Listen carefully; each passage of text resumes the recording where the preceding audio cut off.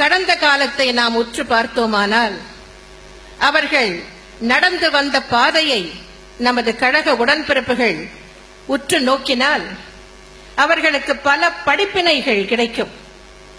இன்றைய காலத்தில் இளைஞர்களுக்கு எல்லாவற்றிலுமே அவசரம். உடனே ஒரு துறையில் ஈடுபட வேண்டும், உடனே கட்சியில் இணைய வேண்டும், உடனே பெரும் பொறுப்புக்கு வர வேண்டும், உடனே பெயரும் புகழும் செல்வமும் அடைந்து விட வேண்டும், உடனே எம்எல்ஏ ஆக வேண்டும், உடனே மந்திரி ஆக வேண்டும், என்னென்னவோ ஆசைகள். கட்சியில் சேருவதும் அதில் வளர்வதும் ஒரு பெரிய பொறுப்புக்கு வருவதும் ப்ரூ இன்ஸ்டன்ட் காஃபியை கலப்பது போல் அல்ல. திரு ஓ பன்னீர்செல்வம் அவர்கள் எப்படி வளர்ந்துள்ளார்கள் என்பதை உங்களுக்கு சுட்டிக்காட்ட விரும்புகிறேன்.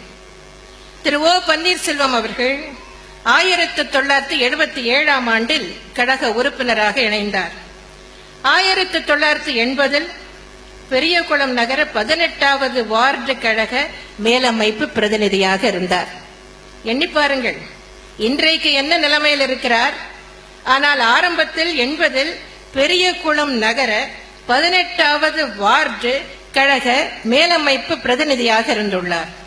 பின்னர் 84இல் பெரியகுளம் நகர 18வது வார்டு கழக செயலாளர், 84இல் பெரியகுளம் நகர எம்ஜிஆர் இளைஞர் அணி துணை செயலாளர், 1993இல் பெரியகுளம் நகர கழக செயலாளர், 96இல் பெரியகுளம் நகரமன்ற தலைவர், 1997இல் தேனி மாவட்ட எம்ஜிஆர் இளைஞர் அணி செயலாளர், 1998இல் பெரியகுளம் நகர கழக செயலாளராக 2வது முறையாக தேர்வு செய்யப்பட்டார்.